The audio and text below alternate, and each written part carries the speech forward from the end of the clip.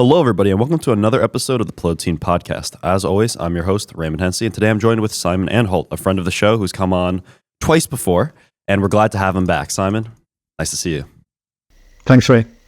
Simon Anholt, could you tell me a bit about yourself? What is it that you do for our viewers? What do you specialize in? What do you study? So on and so forth. Okay, well, what I've mostly focused on over the last 20 years or more is the images of countries. I'm really interested in how we perceive other countries around the world. And when I say we, I mean anybody, how any country perceives any other country. And I've spent a lot of time and effort measuring this phenomenon because it turns out to be extremely important. Mm-hmm. The countries with the best images basically make the most money. Mm-hmm. And the countries with weak or negative images perform very badly. And that's just a consequence of globalization, whether you like it or not. It's the way that things work. And I work for governments. My clients, so to speak, have been over 60, nearly 70 national governments over the years in pretty much every region of the planet. And I also publish two major studies every year. One is called the Anholt Nation Brands Index, and that's an enormous international opinion poll, which measures what ordinary people around the world think about 50 countries. And another one called the Good Country Index, which we talked about last time I was on the show, which tries to measure how much good and how much harm each country does to the planet and to humanity outside its own borders. National branding. The National Brands Index. Could you go a little bit into that? What determines what makes a good country or a well-branded country versus a non-branded country, firstly? Well, yeah. I mean, we're using different terminology here, and I think we have to dig into this a little bit. I don't want to be too scholarly about it, but there's always a huge risk of misunderstanding in this topic. First of all, I almost never use the term branding, because branding sounds like a thing you do to countries, right? So if you don't happen to like the way that people perceive your country, you can do a thing called branding, and that will fix it. Not true.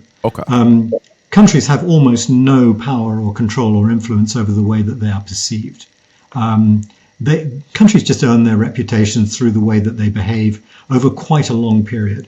So when I do, which is not very often, I tend to use the word brand because that's just a synonym for image or reputation, right? So the brand of a country is just the way that it's perceived, in the same way that the brand of Nike or Amazon is the way that people perceive or regard those companies. So the survey is not called the National Branding Index, it's called the Nation Brands Index. So it measures the brand images of nations. Right. And so that's the preamble. Let me try and answer your question. First of all, it's my research doesn't quite bear out what you suggested, that most people only care about their own country and don't care about others. That's not what the survey finds.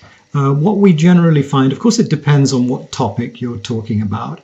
And of course, it depends on the way that you pose the question. But generally speaking, we find that a substantial majority of people around the world do actually care what other people think about their nation.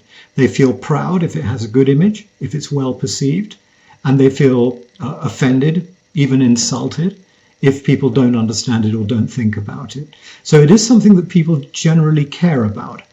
Of course, a lot of politicians will take a slightly exaggerated stance and say, what do we care about what other people think? And that always gets a good audience because it sounds like you're going to focus more attention on your own population, which is the right thing to do if you're a democratically elected politician. But it slightly distorts the reality of the matter, and that is that if left to our own devices, most of us would care quite a bit about what other people think of our country, but we would also care what we think about our country. Gotcha. And I guess, would you even say that kind of this, like if you were to make the argument, like if a politician were to make the argument, it doesn't matter what other people think, we're going to do our own thing. That is kind of a way of almost setting that kind of national brand of like, it is like a kind of like this kind of nonchalantness of us first in a sense. So in a sense, it is kind of like, it is the image that they are projecting. And that's like, they do care about that image on the global stage then. Sure. I mean, almost anything a politician does is in some way creating accidentally or deliberately or attempting to an image for that country, at least temporarily, at least while they're in office. And I have to say that the America First type policy approach is notably unpopular outside the country where it's carried out. A lot of people, it's true, would like to have a leader in their own country that doesn't give a damn about anybody else. But nobody wants other countries to have that kind of leader because it's not in their interest. Right. So one of the things that we saw in the Nation Brands Index was that during the time of the first Trump presidency, the global image of the United States dropped a long way. It actually lost 5.2% of its, the US lost 5.2% of its brand image during that period. Now, 5.2% doesn't sound like a big deal. That doesn't sound catastrophic. But bear in mind that the average for all the other countries we measure is actually plus 0.46. So all other countries pretty much, apart from Russia, China, and Brazil, gained around about, on average, about 0.5% of image. The United States lost 5.25%. But I'm curious, like, how does this translate to like a bit more like tangible results? Like, what are the actual effects that you see with a country's brand seemingly worsening? There's a correlation, a very high correlation, more than 80% between the strength of a country's brand image and the amount of foreign revenues it earns from inbound tourism, foreign direct investment, trade, people buying your products, and so on and so on and so on. So we hear the headlines. We hear about boycotts of products. So if a country invades another country and makes itself deeply unpopular in the short term, then you will sometimes hear about a large number of people refusing to buy products from that country. But actually, it's not only in those circumstances. All the time, consumers around the world, without even realizing they're doing it, will make choices about which country's products they're buying. And if there's a country that they don't particularly like or rate, they will buy fewer products from that country. And it comes out in the trade figures at the end of the day.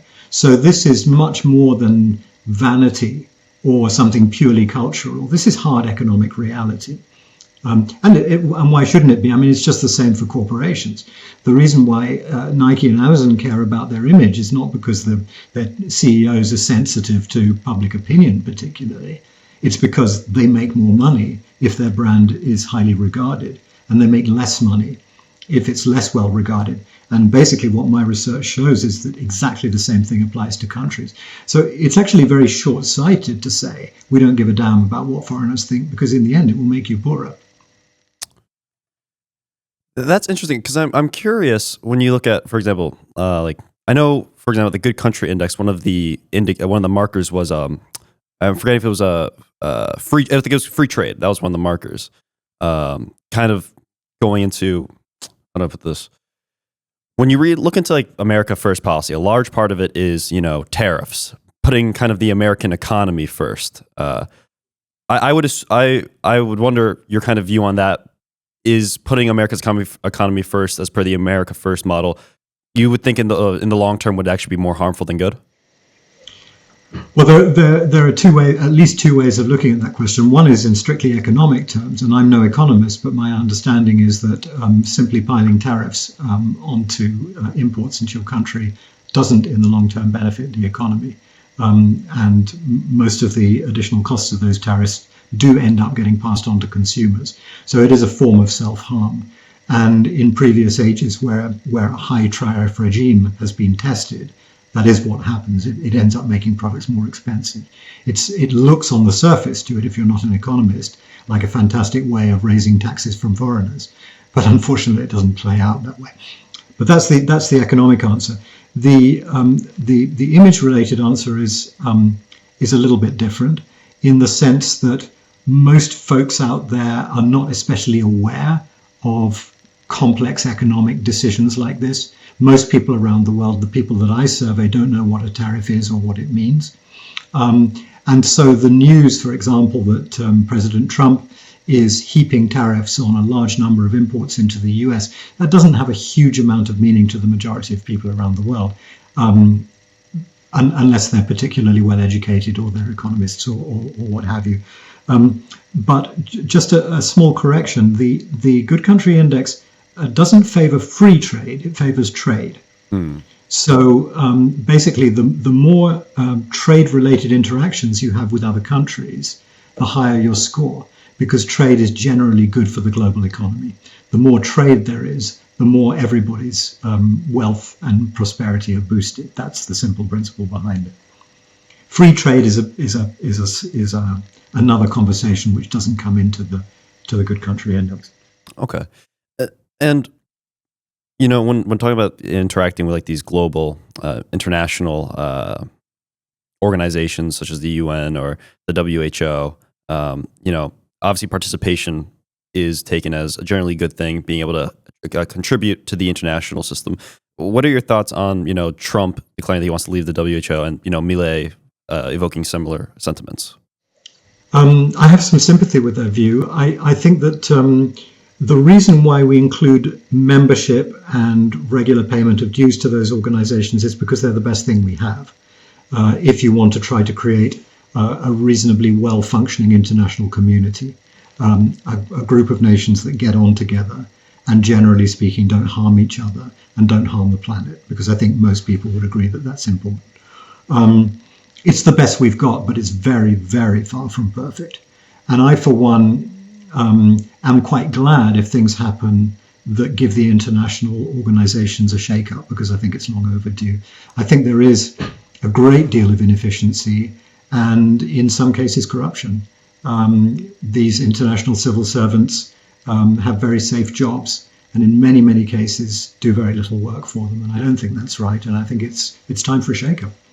Yeah, because I recall, especially for like the example of the WHO, and I think this is just the implications of any international system, is that, when you talk about like a lot of these international, or when people in general talk about international systems, like the UN or something, a lot of people try to portray it in this kind of, they're very nonpartisan, they're as-is systems, but a lot of them do have very either pernicious or sometimes more straightforward political implications. I know the WHO, for example, over the Taiwan question, Taiwan membership was a very hot topic during COVID. And so some could argue that by not participating in these international systems, you're actually not supporting certain political ideologies or ways of thinking or, political incentives that other countries might have and are pushing through these international systems. Yeah, I mean, it's a question of style, really. I prefer reform to destruction. I think that, admittedly, the UN has been trying to reform itself for a very long time, and it hasn't succeeded terribly well in most areas because it's a vast and complex organization, and there are huge amounts of vested interests within it. I still think we're better off with the UN than without it right now. And what concerns me about President Trump's approach is that, okay, he's spotted the problems. I think he's irresponsible in the way that he describes them in the media, just to say things like the WHO is corrupt. I don't think that's fair. And I don't think you should talk like that if you're a public figure, because enormous numbers of people just buy that. And I think that, responsible person with as much power as President Trump has got should be a little bit more nuanced, a little bit more fair. There is corruption within the WHO. This is a good enough reason to be tackling it. But I do think that, in the same way that he appears to be set about to do with the federal bureaucracy in the United States, the solution is not to put a bomb under it. The solution is to set about reform. Unfortunately, reform is difficult and it takes a long time. And Trump is a man with a mission, and he's in a hurry, and he doesn't have much patience for details. So I think there's this, his zeal for reform is a wonderful thing, but I think it verges on anarchy. Well, I wonder, though, how much reform could you get done in certain organizations when, like, a lot of these bureaucrats or people in charge, they're benefiting off the way it currently is. And so when you try to reform it, they'll try to, really aggressively push against it. Sure, it'll be a long battle and a long struggle. But what politicians can do, even within their 4-year term or however long it is, they can set up the legal machinery and they can set up the inquiries and they can set up the motion that is required and hope that their successors in office don't Don't turn everything back the other way. But as an elected politician, that is all you can do. And I think that democracies have been designed in this way for very good reasons. And this kind of impatience that says, I have to clear out the stables in 4 years. Well, you need to be very, very certain of what you're doing. And I think it's very, very risky. It is possible to set up systems that will bring benefits, small to medium benefits within 4 years and greater benefits in the longer term. The trouble is the way that politics has become in recent years, in this century, in fact, is that it's so antagonistic and so belligerent that the chances of a subsequent administration actually keeping anything you've made are close to zero. The habit now all over the world, I see this in many, many countries, is for new administrations to simply tear up everything that was done by their predecessors on principle for ideological, political, and grandstanding reasons. And that actually makes the management of modern societies very, very hard indeed, because so many important changes just take longer than 4 years to achieve. Society is a complicated animal. Right. Well, that's interesting. Because when I look at politics, especially in recent history, you do see a lot of that, but I view a lot of what gets repealed and undone kind of it doesn't get at the deeper structure of government, though. That always remains the same. The rule of the managerial elite basically always seems nearly untouched. I think, in my view, I think Trump might be the first the first politician in a while to actually start trying to jab at the managerial elites themselves, and I think that's the core of the shakeup of the America First policy that I think is substantially different than a long lineage of politics.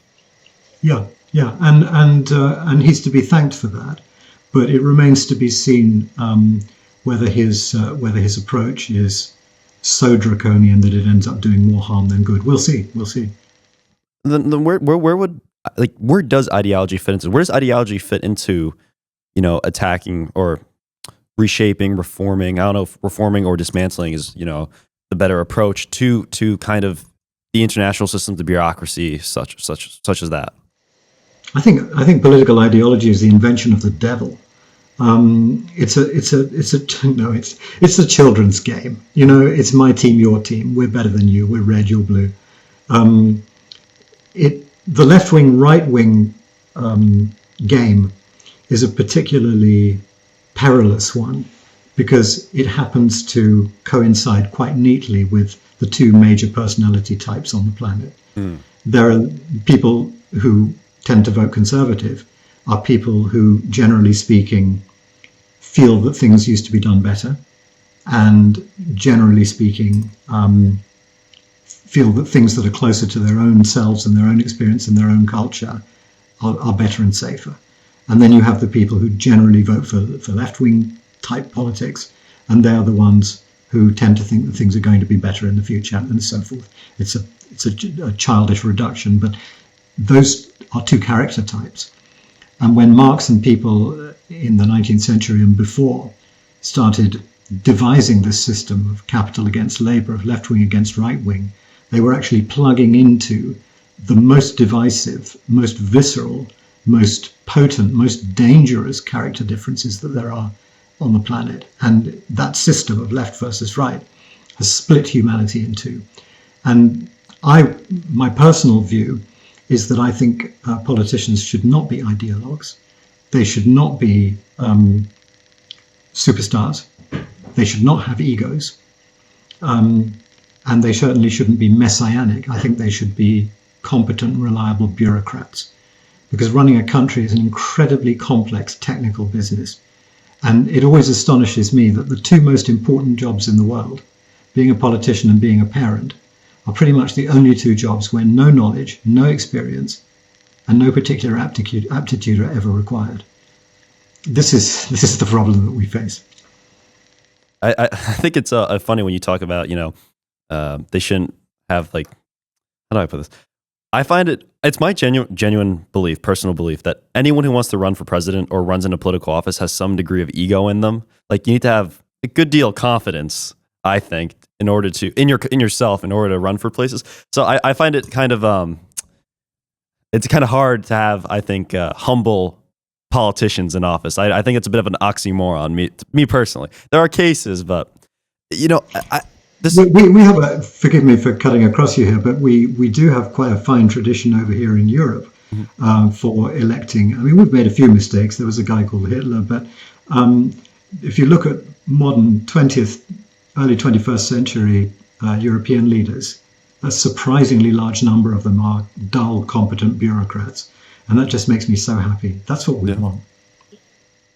That's okay. That is really interesting because I feel like when I look at politics, at least in the American lens, you know, we always view the American. It's like this it's like this contradiction where we always say we want like a working person from like blue collar who understands the interests of like the working man, but at the same time it's like we do want this grandiose figure. I mean, like, this is like the contradiction of Trump, you know, this grandiose figure who's supposed to come out, be the great, you know, savior of America, but at the same time he represents and is like part of like helping those at the very lowest rungs. I mean, I would say the same thing about France to a degree, like the way that they would view their president Macron, like, or any of the presidents, they always viewed in a sort of a very high light, at least at the beginning. Yeah. I mean, listen, I'm all for harsh judgment of our leaders, but we mustn't expect them to be superhuman. Right. And also, I think it's a little bit unfair to assume that just because somebody happens to have the misfortune to be a billionaire, they can't possibly understand the needs of working people. There are character types who could do that very well. And who knows? I don't know President Trump at all, but perhaps he's one of them. Perhaps the fact that he's so wealthy doesn't get in the way of him having a strong instinct for how people feel at every level in the social scale. But the signals he sends out are a little bit contradictory because he also only seems to surround himself with billionaires. So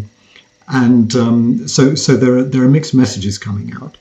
But you know, people can be more than one thing, and I don't much like the idea that because you are rich, you cannot understand the working man, or because you are a working man, you can have no sympathy for business. Because surely the people who we elect to run our countries should have above average qualities. They should be able to do things like that. Yeah, and I think going into that, like being able to understand one another, going and also touching back on the left-right divide, which clearly you do not view so highly. I always viewed it as since post World War II, one of the big questions was the globalism versus nationalism divide, whether or not we should be trending towards a more global system or whether we should be really focusing on the nation state. And I think for a very long time, going to Clinton years, the high era of neoliberalism, you had a period where there was a large movement towards global institutions, more more trade with one another and more international cooperation. And I think once you get around to COVID, this changes greatly. It starts a little bit before COVID, but post-COVID, all incumbent parties of all countries, most lose in very serious elections to a lot more nationalistic looking within parties. I think in one TED Talk you talked about, you know, looking like inner parties rather than those who like more out. And I'm curious what your thoughts are, you know, living in the post-COVID results. What are the implications here? It's kind of ironic that, as you rightly point out, this change really accelerated after COVID, because COVID, of all the things that have happened to us in our lives, is the one that more than any other should teach us the importance of international cooperation and collaboration. Because COVID, the COVID virus doesn't respect national borders. And it became a virus very, very quickly, a pandemic very, very quickly because of globalization, because of the fact that we're so connected. And we were able to find solutions so quickly and to spread them reasonably quickly because of the collaboration and cooperation that there was still between countries. So I think that again, this doesn't have to be ideological. It really is a danger if we start thinking of it as being a politics or a belief system or a values system. I've always held that globalization is not an idea that somebody once had. Globalization is quite a strong instinct within the human race. Ever since we walked out of the Great Rift Valley all those tens of thousands of years ago and stopped being a single tribe, The history of humanity has basically been a history of us trying to get back together again, to connect. Pretty much the majority of all inventions ever created are ways of connecting men and women and societies. We love to travel. We're fascinated by other cultures. It's only a tiny minority of us who aren't. We love foreign food. We love the fact that we live on a planet. And the ideology gets in the way of that. Now, I'd be the first to agree that globalization, in the way that it was allowed to occur during the 20th century, is a permanent disgrace. It was allowed to become very unfair, very unjust, very corrupt. A lot of big corporations driving the agenda and driving the politicians into their agenda. The loss of employment that globalization inevitably created wasn't foreseen disgracefully by politicians and wasn't allowed for in advance, in just the same way that they haven't done that with automation. So the usual suspects, globalization was shockingly mishandled and taken advantage of in a very cynical way by a small group of elites. But that doesn't mean that we should throw out the baby with the bathwater. It doesn't mean that globalization is inherently a bad idea. And also, there's a lot about globalization that isn't just about evil, cynical financiers and corporations ripping off the developing world. There's a lot of things about globalization which don't get in the spotlight and we don't hear about very often. But just the plumbing and the wiring and the nuts and bolts of a pretty well-connected international community is something to celebrate. It's boring, so you have to be a bit of a nerd to enjoy it. But the fact that I could still, even today in 2025, if I wanted to send you a postcard tomorrow across the Atlantic, I could do that and it would get to you. Here we are working on the internet and so on and so forth. It all works. It's absolutely extraordinary how we've managed to achieve that. So I guess if I could wave a magic wand, and it would have to be a very powerful one for what happens next, I would say let's try and redesign globalization. So accept that it's a necessary thing, because life on Earth is not a sprint to the finish. You can't have winners and losers. It's a relay race, whether we like it or not. It's a team sport. That's a better metaphor. Whether we like it or not. Because if not, we fuck up the planet. And if that happens to the planet, then we have no future. And this has got nothing to do with whether you believe in man-made climate change or anything of the sort. Here we get ideological and political again, which is sometimes deliberate to try and mess up these fundamentally quite simple concepts. This is quite a simple concept. If we don't look after the planet, if we're not sparing with its resources, we will all suffer. If we don't learn how to keep peace with each other, people will get killed. If we don't work out how to share prosperity, then many people will die of starvation, and so on and so on and so on. So we really don't have any choice but to work together. And so I would say let's not throw away the idea of globalization, but let's see if we can figure out a fairer and smarter way of doing it for globalization 2.0. And I think it's important when we talk about globalization. What exactly is globalization, to your understanding? What does it entail? What is it?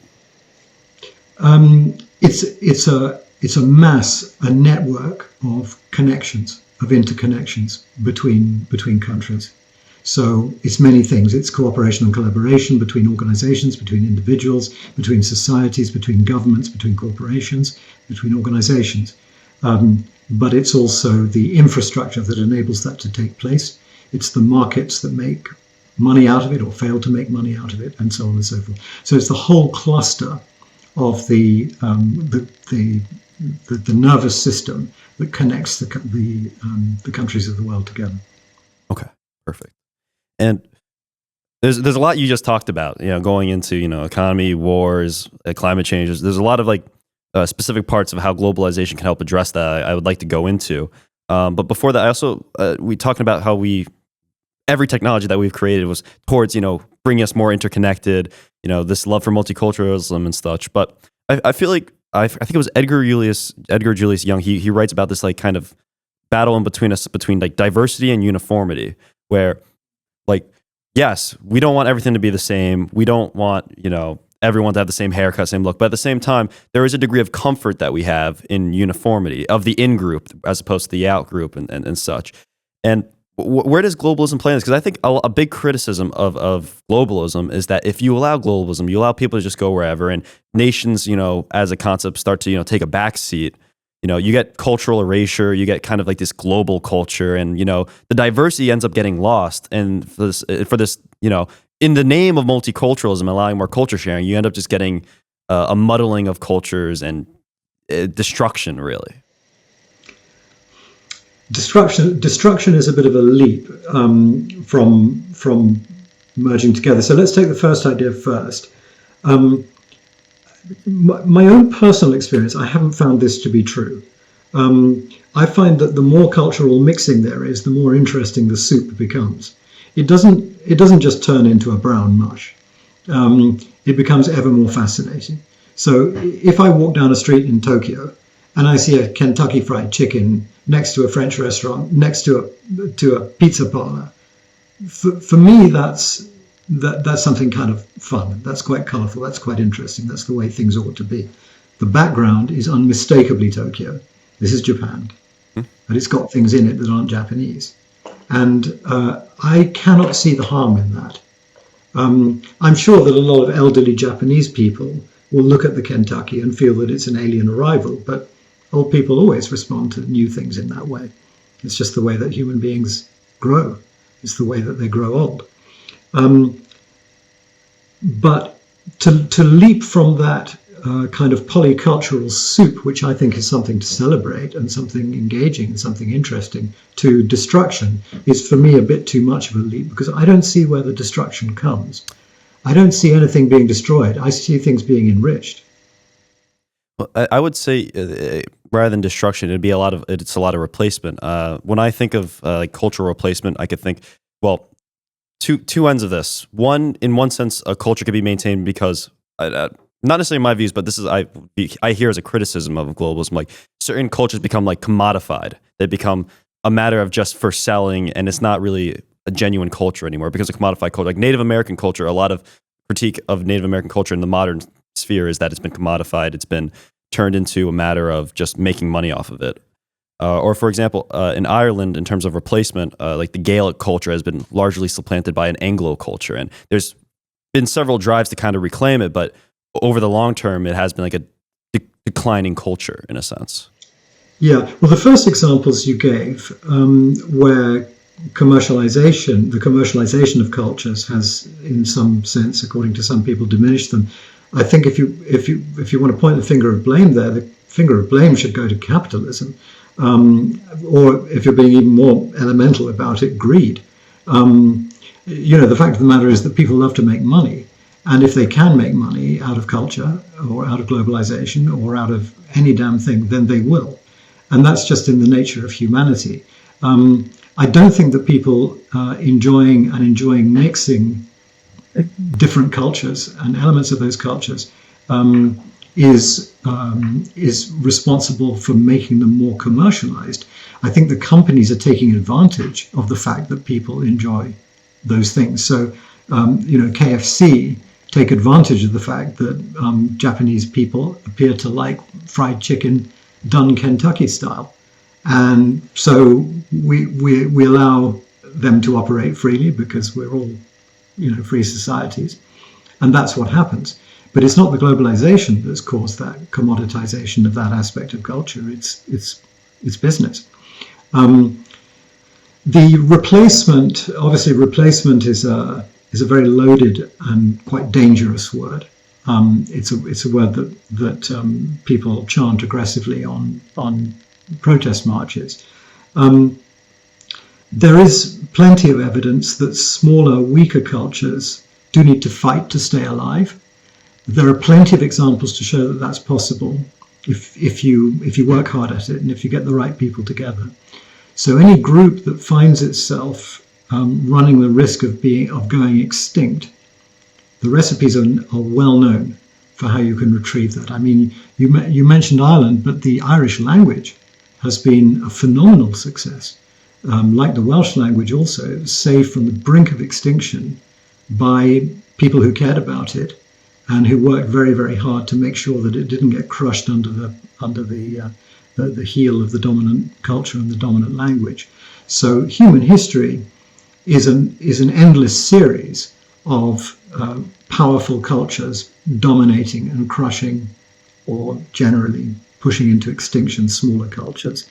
I suspect that that's one of the possible visions of the America of the 21st century, that it will dominate the world and it will push the smaller cultures and countries out of business. That's certainly the impression that I get sometimes. But one can fight back. And if you feel that your particular ideal group, your tribe, your neighborhood, your values, your systems, your history is under threat, then just like anybody else, you can fight to retain it, but you can't change the system of humanity, because the system of humanity just keeps rolling on. And when you mention like a weaker culture, like what makes a country a weaker culture? When you mention a weaker culture, what makes a culture weaker or stronger? It depends on the point of history you're talking. These days, it's likely to be economic poverty that causes weakness, because the dominant cultural forces are likely to be the ones with the most spending and most buying power. So if you don't happen to have very much money at your disposal, or the members of your group are not wealthy, then that puts you in a position of relative weakness. But most of the time, it's just down to, more than anything else, down to numbers. If you're a small group, you're more vulnerable, and that's just the way it is. But what I see in many countries, in many places at the moment, is rather than saying, let's defend our way of life in the way that, I don't know, the Quakers did. They try to preserve their way of life. And it should be possible to do that in a free society. It should be allowed for them to do that. Rather than doing that, what a lot of groups are trying to tend to assume is that the only remedy for this threat that they're facing is for them to become the majority, to be recognized as the rightful majority and to dominate everybody else. And that may solve their problem, but it makes everybody else's problem worse. So I think all of this jockeying for position, we are the dominant culture, we are the ones who must get most of the money, most of the space, most of the privileges, then we're just tossing prejudice around from one group to another for the rest of eternity. I like to think of a good society as being one where people have, as America traditionally has always been, a society where people are free to live their own reality within their own group and preserve their own customs, speak their own language, and do whatever they like as long as it's within the law. I have some. I take a little bit of issue with that kind of view, because I see it as, in America, for example, there are many cultures here in America. There are many subcultures of America, but in my view, in my experience, a lot of the culture gets point blank watered down. That's how I would phrase it. It gets watered down, and you don't really get the fullness of the other cultures as much. I'll give the example. I'm half Chinese on my mother's side, and I participate in a lot of Chinese cultural events here in the United States and in America. But there are a lot of events that are left behind in China for various reasons, that either because they're viewed as socially unacceptable by the greater populace, or they're viewed as sort of, I don't know, and I don't want to say anachronistic, but like it doesn't seem to fit in with the general cultural sphere of the American psyche. A little bit of a cerebral way of putting it, and because of that, like certain aspects of foreign cultures get brought here, but then there is a lot that's left behind, and what's left behind or what's left and brought over ends up kind of creating this distorted result of a culture, an unfinished, incomplete view, I would say. Well, this is the great American social experiment. The nature of American society was to bring in people from all over the world, but to pursue a melting pot approach, whereby their cultures would become absorbed into a single composite culture. And that's absolutely fine as long as everybody buys into it.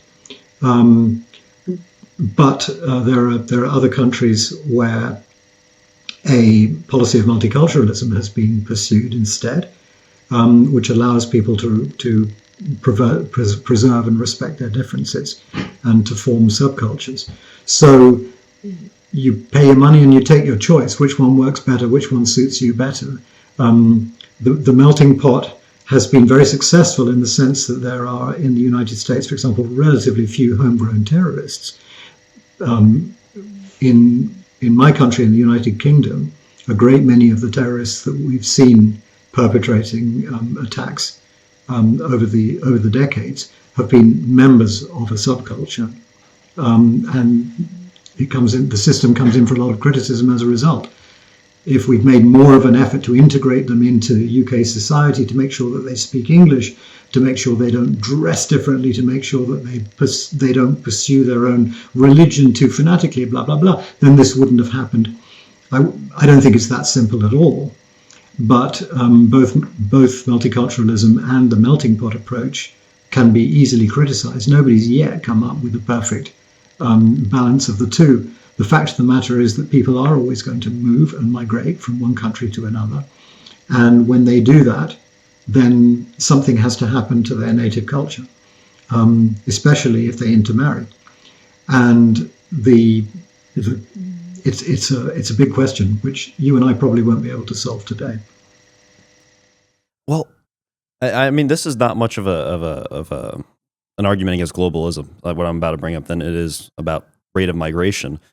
I mean, some would argue you could have globalism, but then, you know, massive rates of immigration don't necessarily jive well with. I'm trying to pick my words carefully because I don't want to. It's a very hot topic, migration, especially in Europe, and I don't want to come off or infer what I'm not trying to say. Whatever you say, you're going to be agreeing with about 50% of any of the population. So that's true. That's true. Yeah, that's true. But and it goes in with the whole of I guess integration versus multiculturalism as like these two ends of the spectrum, and then trying to find this kind of proper balance in between. There's an argument to be made that when you have a certain rate of immigration or a certain rate of people coming in from different cultures, you're able to more easily, like, maybe not even necessarily integrate, but make that brought over culture be able to live more successfully with the home culture. But when you have such large groups coming in at once, they're able to kind of metastasize within themselves, and not necessarily at that point it's not even like cultural mixing anymore. It's just like having parallel societies. Yeah.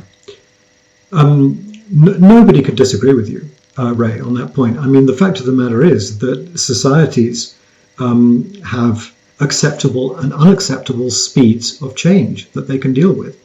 And if a society is faced with change brought in by migrant populations too rapidly, then it won't cope, because societies can't cope with that. So the critical thing is the speed of change, and you can't always determine that. You can't always decide it. Climate change is tending to create faster and bigger and more frequent waves of migration than any society can deal with. But I don't think it's at all racist. I think it's absolutely fundamental to acknowledge that most societies can cope with a certain amount of immigration if it's at an acceptable speed, if it's properly handled, and if it's done well. And if it's not done well, or it's too fast, then it will cause a huge reaction, and that's just as sure as night follows day. So what tends to happen is that if changes are visited upon a society over a period of a generation or so, then that can become evolution, and it can be a good thing.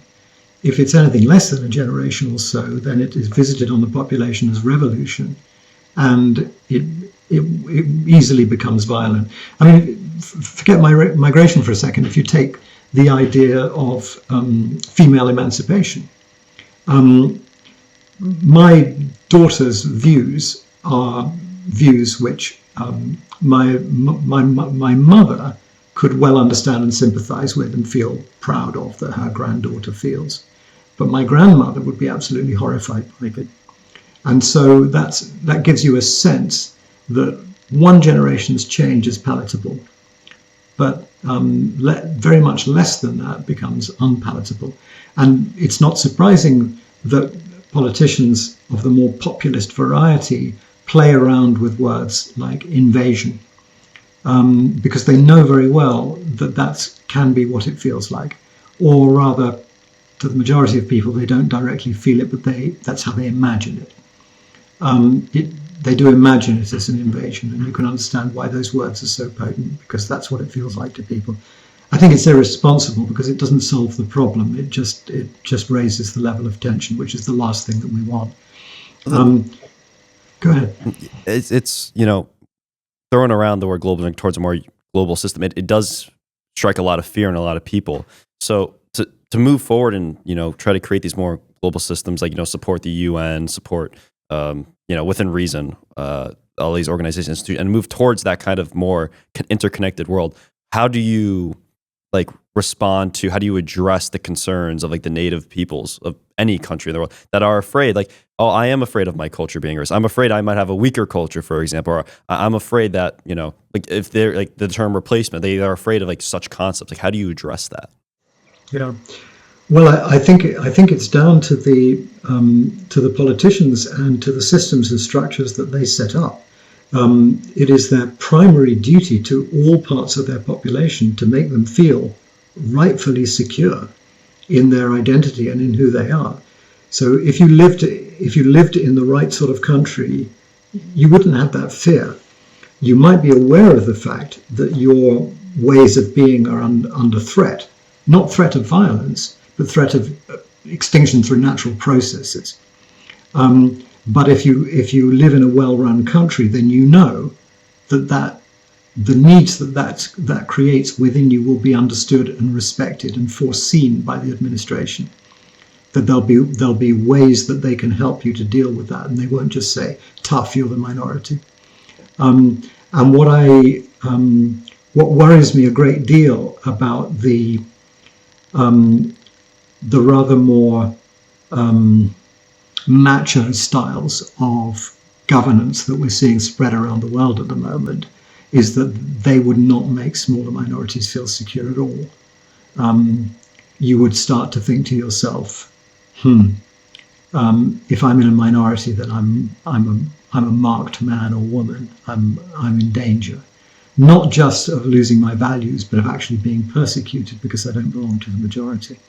And that kind of talk from politicians, where they pander to the security of the majority and they exacerbate the tensions of the minority, that's just wicked.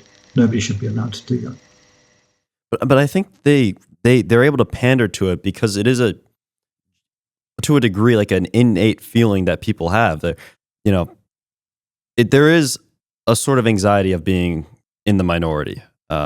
And that can be, whether going from the nation states, just having a minority opinion in a classroom, there is a bit of an anxiety of not being within the majority. And, politicians wouldn't be able to cater or, pander to certain feelings or certain sentiments if people didn't genuinely have them.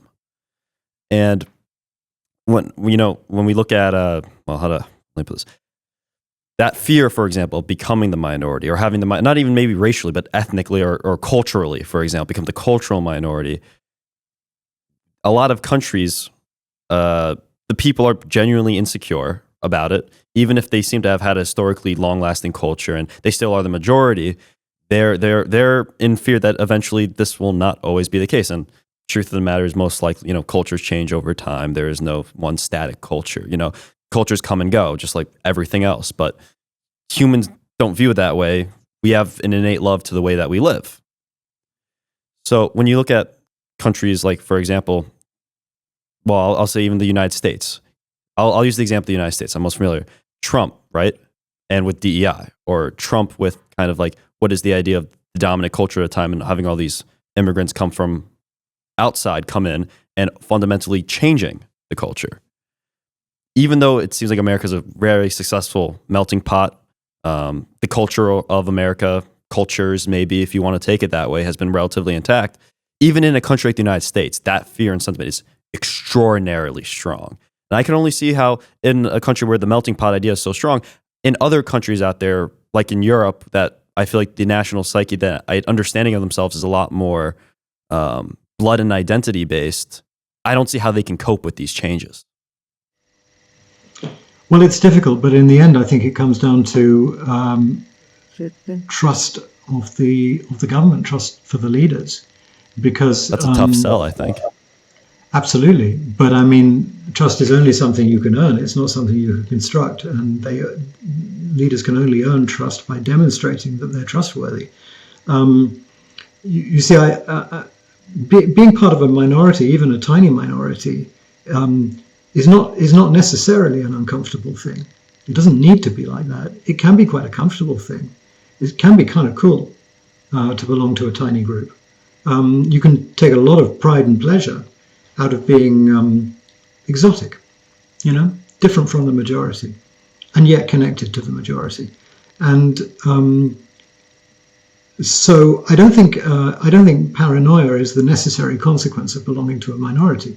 You only feel paranoia if you're living in a state where the general sentiment, the general ethic, is an aggressive one, a domineering one, a macho one. And you can deduce that from the behavior of your politicians in everything they do. If they're aggressive about the economy, they're aggressive towards other countries, they're aggressive towards their opposition, politically speaking, and so forth, then everybody feels paranoid all the time, because how long is it going to be before that aggression is turned on me? And then suddenly your smallness is recognized as a vulnerability. So, I mean, I know it sounds childish, but it is the bottom line that countries have to be governed kindly. They have to be governed by kindness. Human beings need kindness to survive. So where are the kind politicians? That's the question. That is a great question, but then I think looking at how a lot of the countries are right now, how they have been reactive, I think in the UK, for example, y'all had the Southport riots occur. Some months ago? I think it was relatively recent, and it's clear that the responses have been rather. It's been very contentious with now the Tory parties, I think, being third now, with Reform possibly leading in the polls. Yes, like kindness is necessary, kindness is needed, but it seems that current responses already has been a rather aggressive, I would say even violent response, and that's just not going to, in the psyche of other groups, that doesn't just go away. And if there ever comes a day where there is a change in who's the majority, who's the minority, again, not like replacement theory, but just like if stuff were to happen, like memories last long. Retribution is a very strong memory. You see this in like other countries in the world, or certain ethnic groups. They have very, very long memories of what one group did to another, and they remember. And it's used as an excuse by certain politicians to do sometimes very dangerous things. Absolutely, I agree with you. But it's that we have lots of flaws. We human animals. One of our flaws is that we bear grudges forever and ever and ever. And another one of our flaws is that we're very easily stirred up into moods that, on calmer reflection, we realize we shouldn't be feeling. So the mood in the UK, the political mood in the UK at the moment, is full of anger and aggression, because the country has been badly governed for as long as anybody can remember. Dramatically misgoverned. And what that tends to do is it tends to make people very angry, because they pay their taxes and they don't get a properly run society. And all it takes is for a populist politician, somebody who comes along and effectively captures the people's outrage or their anger, and then you can get elected on the back of that, which is what the so-called Reform Party are counting on. Nigel Farage, the guy who's behind it, is somebody who has that one talent. He can feel what people's grudges are, and he can stir them up. This resembles politics, the way that we've come to recognize politics in the 21st century, but it's so far removed from what real politics should be.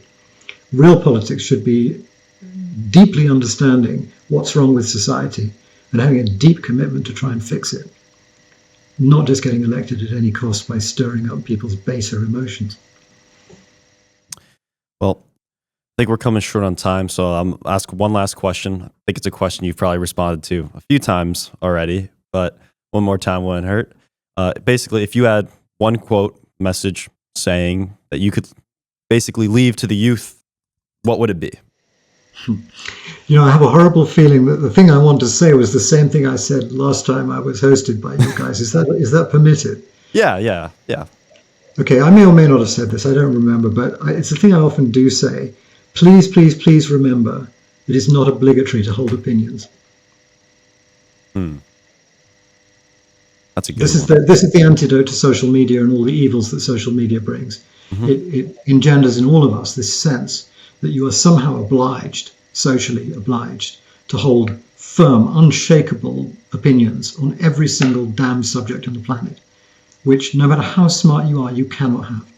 And I find that the older I get, the fewer opinions I have. I have no opinions on anything anymore, because as you get wiser and smarter and you understand more and more, you realize just how complex everything is and how delicately balanced everything is. I'm full of awe for the people who go up on TV every day and spout their strong opinions about this and that. He shouldn't be doing this, or she should be doing that. Where do they get this certainty from? There are only two possibilities. Either they are hacked into the mind of God, or else they're really stupid. And I suspect it's the latter. Well, Simon Anholt, thank you very much for coming on. Appreciated this talk. Thank you very much. It was a real pleasure. Thanks, Ray.